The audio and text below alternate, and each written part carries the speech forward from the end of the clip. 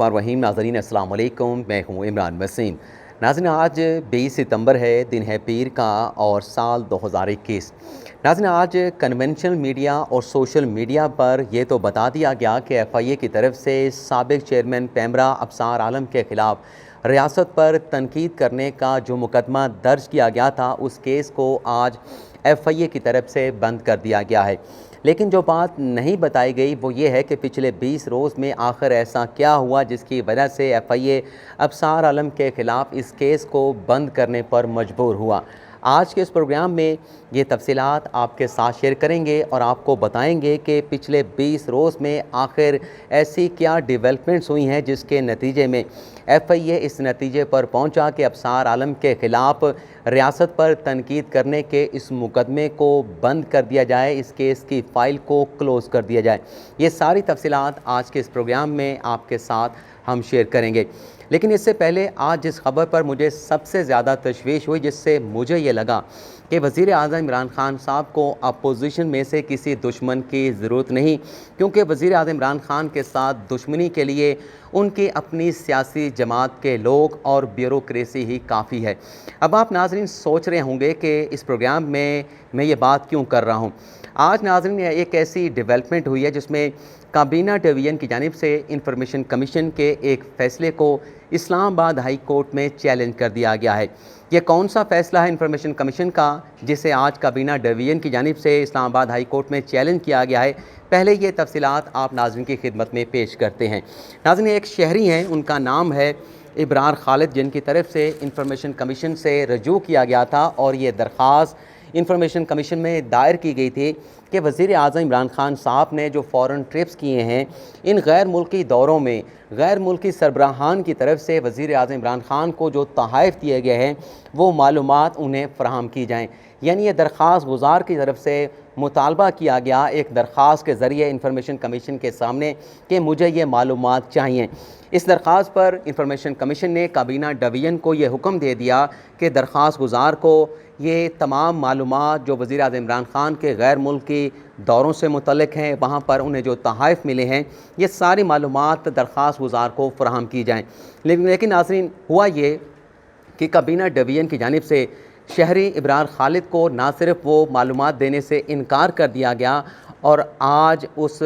इनकार करने के बाद उस फ़ैसले को इंफॉर्मेशन कमीशन के उस फ़ैसले को काबीना डिवीज़न की जानिब से इस्लामाबाद हाई कोर्ट में एक अपील के ज़रिए चैलेंज कर दिया गया है, जिस पर आज पहली इस्लामाबाद हाई कोर्ट में समाअत भी हुई है। आज की अदालती कार्रवाई क्या रही, ये तफसीलात भी आप नाज़रीन के साथ हम ज़रूर शेयर करेंगे। लेकिन उससे पहले मैं आप नाज़रीन के सामने कुछ चीज़ें रखना चाहूँगा कि ये जो अपील काबीना डिवीज़न की जानिब से इस्लामाबाद हाई कोर्ट में दायर की गई है, इसमें जो गुज़ारिशात और जो मारूज़ात काबीना डिवीज़न ने इस्लामाबाद हाई कोर्ट के सामने की हैं, क्या वो गुज़ारिशात करना, वो मारूज़ात करना काबीना डिवीज़न की जानिब से मुनासिब था या गैर मुनासिब है। नाज़रीन इस अपील में काबीना डिवीज़न की जानिब से इस्लामाबाद हाई कोर्ट से ये कहा गया है कि ये जो मालूमात दरख्वास्त गुज़ार की तरफ से इंफॉर्मेशन कमीशन के ज़रिए काबीना डिवीज़न से मांगी गई हैं, ये सारी की सारी मालूमात क्लासीफाइड हैं, ये मालूमात फ़राहम नहीं की जा सकती। दूसरा, इस अपील में ये कहा गया है कि सरबराहान ममालिक के दरमियान जो तहाइफ़ का तबादला होता है,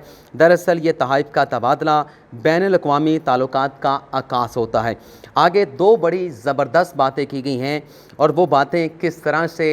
मुश्किलात का बाइस बन सकती हैं, वज़ीर आज़म इमरान खान पर तनकीद का बाइस बन सकती हैं, उसका फ़ैसला अब आप करेंगे। आगे दो बातें ये लिखी गई हैं कि ऐसे तहाइफ़ की तफसीलात देने से मीडिया पर गैर ज़रूरी हाइप क्रिएट होगी, ऐसी मालूमात देने से गैर ज़रूरी ख़बरें फैलेंगी, ऐसी बेबुनियाद ख़बरों से जो बाहमी ताल्लुकात होते हैं ममालिक के दरमियान वो मुतासर होने और मुल्क की वक़ार मजरूह होता है, मुल्क की वक़ार मजरूह होने का ख़दशा है। अब ये दो बातें सुनने को तो बड़ी ज़बरदस्त लगती हैं कि वाकई ये मालूमात नहीं दी जानी चाहिए, ये क्लासीफाइड मालूमात हैं, काबीना डिवीज़न ने कह दिया है। लेकिन काबीना डिवीज़न से बंदा ये पूछे कि जब आप ये अपील दायर करेंगे और इस्लामाबाद हाई कोर्ट में ओपन कोर्ट में ऐसे केस की समाअत होगी जिसमें वज़ीर आज़म से मुतल्लिक़ा मालूमात देने से इनकार किया गया है, तो उसका इम्प्रेशन क्या पड़ेगा, उसका इम्पैक्ट क्या पड़ेगा। उसका डेफिनेटली एक इम्पैक्ट तो ये पड़ेगा जहां काबीना डिवीज़न ये कह रही है कि ऐसी मालूमात देने से मीडिया पर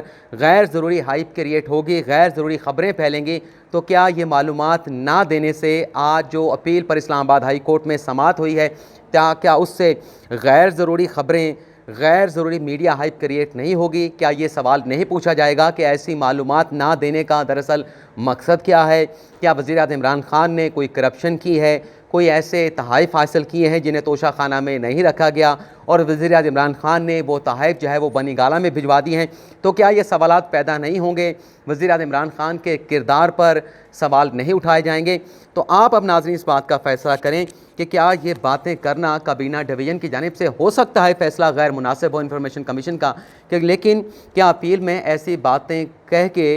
काबीना डिवीज़न ने अपनी बात के साथ खुद ही तज़ाद कर दिया है कि इससे गैर ज़रूरी ख़बरें फैलेंगी, गैर ज़रूरी मीडिया हाइप क्रिएट होगी। अब यहाँ पर दो सवाल ये भी पैदा होते हैं कि क्या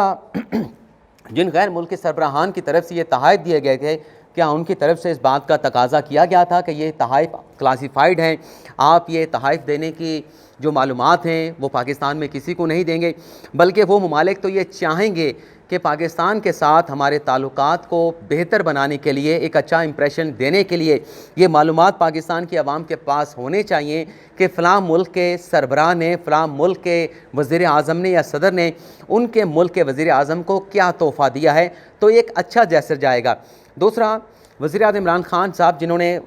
सुप्रीम कोर्ट ऑफ पाकिस्तान में अपने 40 साल की दस्तावेज़ात जो उनके ख़िलाफ़ एक केस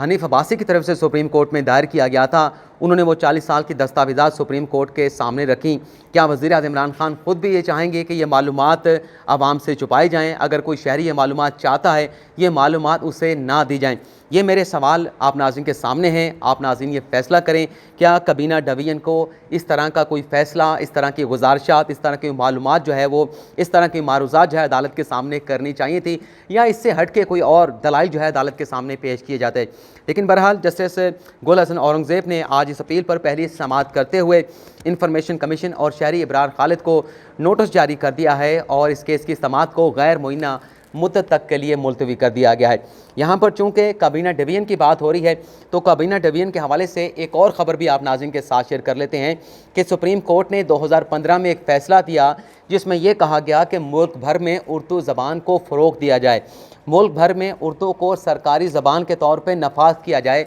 आज 6 साल हो चुके हैं, काबीना डिवीज़न की जानिब से सुप्रीम कोर्ट के उस फैसले पर अमल दरामद नहीं किया गया। सुप्रीम कोर्ट के फ़ैसले के बावजूद उर्दू को सरकारी ज़बान के तौर पे नाफिज नहीं किया गया। आज भी 6 साल गुजरने के बावजूद जो अंग्रेज़ का निज़ाम है, जो इंग्लिश में ख़त व किताबत होती है वजारतों के दरमियान, सरकारी इदारों के दरमियान, वही सिलसिला चल रहा है जो अंग्रेज़ जब बर-ए-सग़ीर को छोड़ के गया था, वही निज़ाम आज भी चल रहा है। आज सुप्रीम कोर्ट में तौहीन अदालत केस की समाअत हुई है। कोकब इकबाल वकील हैं जिनकी जानिब से तौहीन अदालत की दरख्वास्त ये दायर की गई थी, जिस पर सुप्रीम कोर्ट ऑफ पाकिस्तान ने वफाकी हुकूमत से उर्दू ज़ुबान के नफाज पर तहरीरी जवाब तलब कर लिया है। और उसके साथ साथ अदालत ने यह भी कहा है कि जो आइन का आर्टिकल 251 है जिसमें उर्दू ज़बान के फ़रोग़ की बात की गई है, यह आर्टिकल रीजनल ज़बानों के, इलाक़ाई ज़बानों के फ़रोग़ की भी बात करता है। तो वज़ीर आला पंजाब उस्मान बुज़दार को भी नोटिस किया गया है और उनसे ये जवाब तलब किया गया है, उनकी हुकूमत से जवाब तलब किया गया है कि ये बताया जाए कि पंजाब में पंजाबी ज़बान के फ़रोग़ के लिए हुकूमत पंजाब की जानिब से क्या इक़दामात उठाए गए हैं, क्या फ़ैसले किए गए हैं। तो अब आ जाते हैं अपनी पहली ख़बर की तरफ, जो आज अबसार आलम का केस FIA ने कह दिया इस्लामाबाद हाई कोर्ट में इस केस को बंद कर दिया गया है। बड़ी आसानी के साथ बता दिया गया, लेकिन पिछले 20 रोज़ में जो डेवलपमेंट्स हुई थी उसको देखते हुए बज़ाहिर ये नज़र आ रहा था कि FIA अब इस केस में कोई ना कोई ऐसा फ़ैसला करेगा जिसमें या तो इस केस की जो फ़ाइल है उसे बंद कर दिया जाएगा या फिर कोई कानूनी नुक्ता अदालत के सामने रखा जाएगा।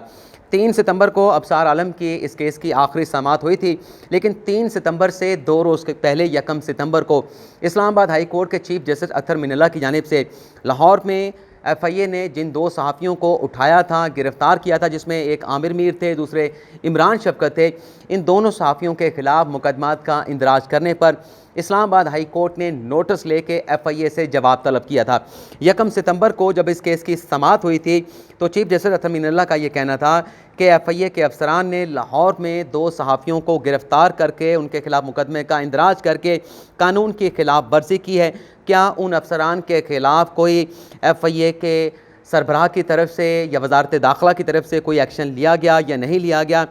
अदालत का यह कहना था कि जिन अफसरान ने यह कदम उठाया है, कानून को बलाए ताक रखते हुए सहाफ़ियों को गिरफ्तार किया, उन्हें उठाया गया, उनके खिलाफ एक्शन लिया जाए, उन अफसरान के खिलाफ एक्शन होना चाहिए। बल्कि अदालत ने यह भी कहा कि यह तौहीन अदालत है। जब अदालत में यकीन दहानी FIA की तरफ से कराई गई थी कि SOPs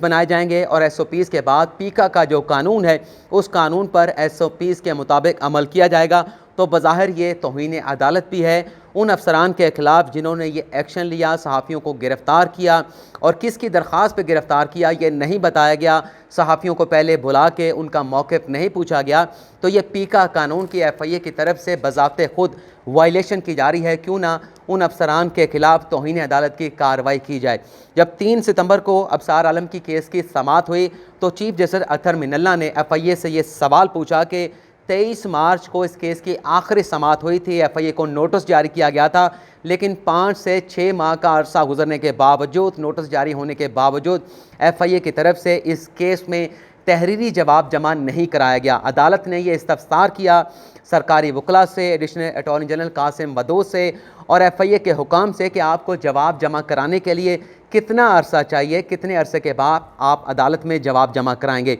तो FIA ने अदालत में ये मौक़िफ़ अख्तियार किया था कि इस केस का जो तफ्तीशी है उसका ट्रांसफ़र कर दिया गया है, इस वजह से इस केस में तहरीरी जवाब जमा नहीं करा सके। लेकिन आइंदा समाअत पर इस केस का तहरीरी जवाब जो है कि क्यों अबसार आलम के ख़िलाफ़ रियासत पर तनकीद करने का ये मुकदमा दर्ज किया गया है, आइंदा समाअत पर ये जवाब जो है अदालत में जमा करा दिया जाएगा। 20 सितंबर तक इस केस की समाअत को मुलतवी किया गया था और आज FIA ने आकर यह जवाब दे दिया कि हमने इस केस की फ़ाइल को बंद कर दिया गया है और ये एतराफ़ कर लिया गया कि कानून से हटकर नोटिस जो है, ये मुकदमा जो है दर्ज किया गया था साबिक चेयरमैन पैमरा अबसार आलम के ख़िलाफ़। अब कानून क्या था? कानून नाज़रीन ये है कि हम 3 लोग ठहरे हैं या मेरा किसी के साथ झगड़ा होता है, मुझे अगर कोई शख्स थप्पड़ मार देता है, मुझ पर तशद्दुद करता है, लेकिन मैं उसके ख़िलाफ़ कोई लीगल एक्शन नहीं लेता, लेकिन सामने खड़ा कोई बंदा देख रहा है या नहीं देख रहा, ख़बर चलती है और ख़बर चलने पर कोई तीसरा आदमी, चौथा आदमी मेरे पर जो तशद्दुद हुआ, मुझे जो थप्पड़ मारा गया किसी रियासती इदारे की तरफ से, वो जाके दरख्वास्त दे देता है, तो वो दरख्वास्त काबिल कबूल नहीं। पीका का कानून ये कहता है कि अगर मेरे ऊपर कोई ज़ाती तौर पर तशद्दुद हुआ तो मैं पीका कानून के तहत मेरी अगर डेफामेशन हुई है, मेरी अगर कोई हद तक हुई है, मुझ पर अगर कोई ऐसे इल्ज़ामात लगाए गए हैं जिनका हकीकत से कोई ताल्लुक़ नहीं, तो मैं बराह रास्त FIA से रुजू कर सकता हूँ और पीका कानून का उस मुल्ज़म पर इतलाक़ होगा जिसने मेरे ख़िलाफ़ कोई एक्शन लिया है या बदज़ुबानी की है। लेकिन तीसरा शख्स जो है वो नेचुरल मुतासरा शख्स नहीं होगा। यहाँ पर नाज़रीन हो ये रहा था, अदालत ये कह रही थी कि जितनी भी दरख्वास्तों पर आपने साफ़ियों को नोटिस जारी किए हैं वो नेचुरल मुतासरा पर्सन नहीं है। जो लोग मुतासर हुए हैं, जो इदारे मुतासर हुए हैं, उनकी दरख्वास्तें नहीं हैं। आप बराए मेहरबानी कानून को देख लें, कानून क्या कहता है। अगर आप कानून को मद्देनज़र रखकर फ़ैसले नहीं करेंगे तो इससे एक नया पेंडोरा बॉक्स खुलेगा और ये जो वज़ीर-ए-आज़म इमरान खान की अपनी आइडियोलॉजी है, जो वज़ीर-ए-आज़म इमरान खान के अपने ख़यालात हैं कि वो जो फ्रीडम ऑफ एक्सप्रेशन है उसे सपोर्ट करते हैं, तो आप कानून की भी वायलेशन कर रहे हैं और जो मुल्क का वज़ीर आज़म है उनके जो थाट्स, जो ख़यालात हैं, आप उनकी भी वायलेशन कर रहे हैं। तो आज जो केस बंद करने का फ़ैसला किया गया है, इसमें FIA के अफसरान की तरफ से दानिस्ता तौर पे कानून को बलाए ताक रखते हुए नोटिस जारी किए गए थे। तो मुकदमा बंद करके, इस केस को बंद करके FIA ने अपने जो अफसरान हैं जिन्होंने कानून का लिहाज नहीं रखा, जिन्होंने कानून को मद्देनज़र नहीं रखा, जिन्होंने कानून की खिलाफ वर्जी की है, उनकी स्किन बचाने की एक कोशिश की है, लेकिन अदालत ने इस केस को डिस्पोज ऑफ नहीं किया। अदालत का ये कहना है कि इस तरह के जो दीगर मुकदमे इस्लामाबाद हाई कोर्ट में ज़ेर इल्तवा हैं, इस केस का फ़ैसला उसके साथ किया जाएगा। तो ये नाज़रीन पिछले 20 रोज़ में डेवलपमेंट हुई। इस वजह से FIA ने अपने अफसरान को बचाने के लिए, उनकी स्किन को बचाने के लिए इस केस को बंद करने का फ़ैसला किया है। तो ये नाज़रीन आज का हमारा प्रोग्राम, उम्मीद करता हूँ आपको पसंद आया होगा। इजाज़त चाहते हैं, अल्लाह हाफ़िज़।